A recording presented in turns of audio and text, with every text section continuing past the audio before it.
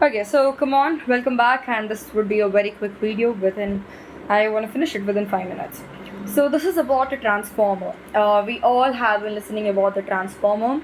One doubt I feel like things are very much interesting and enjoyable when you're able to kind of like imagine what exactly is happening over there.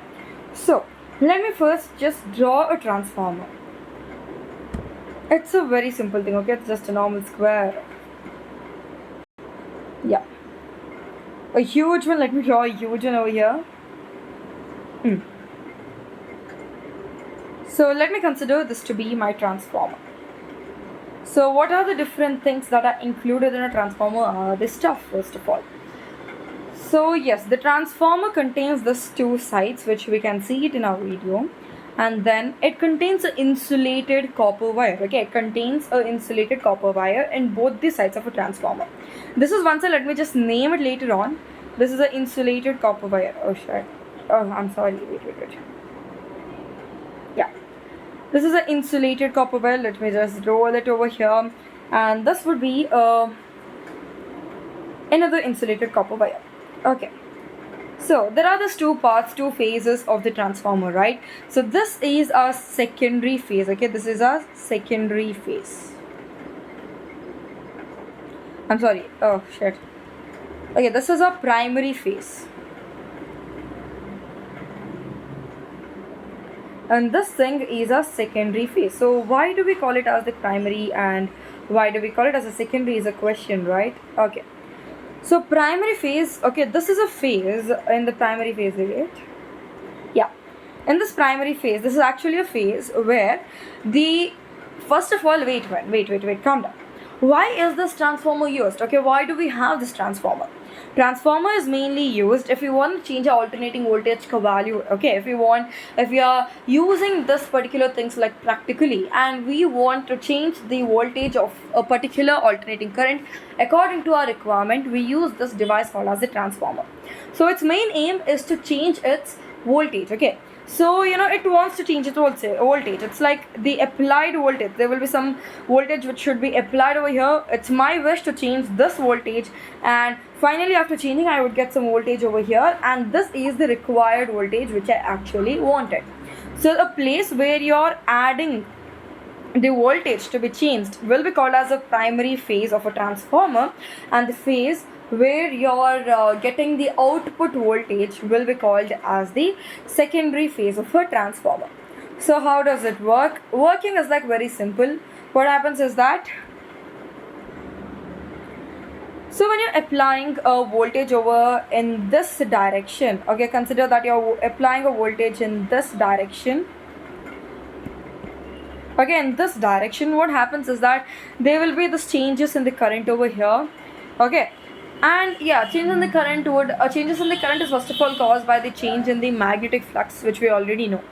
So when there's a change in the magnetic flux here, and this is just opposite to each other, okay, we can automatically see some kind of a change in the magnetic flux even in this direction. Okay, that is the main reason that we get it. Okay, the change in the magnetic flux here is also linked to the change in the magnetic flux in this phase, and we already know that the change in the magnetic flux will induce some kind of the EMF. Okay, will induce a EMF. So the induced EMF will finally change the voltage. Okay, it might reduce the voltage or it might increase the voltage.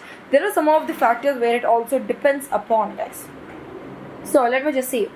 The induced EMF can depends upon the number of turns. Okay, N represents the number of turns, and it can also depend upon the amount of a voltage that is applied. Maybe if the high amount of thing is applied here, high induction can take place, but when a very low thing is applied, and obviously the induction cannot take place. And why am I calling it as induction? First of all, what is the principle it is working under? It is working under the principle of the mutual inductance. Okay, we need to know this. Mutual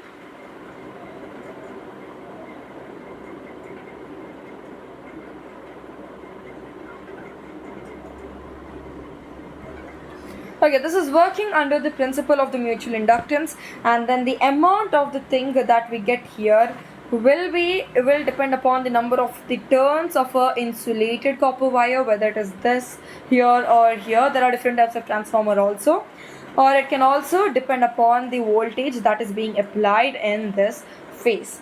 So yes, this is a principle. Mutual inductance is a principle, and I already saw how is the construction taking place. There is one insulated copper wire, and which is okay. I did not say where is it surrounded, right? It is surrounded to a laminated iron core. Okay, it's a laminated iron core. This all stuff is there. No, it's a laminated iron core. I could actually shade it up, but time is very less. So it's a laminated iron core. It's a construction, and the working is nothing but when you're applying some kind of voltage, there is a change in the electric flux taking place, which is also linked to the secondary phase. And due to the change in electric flux in the secondary phase, there is some kind of the electric flux.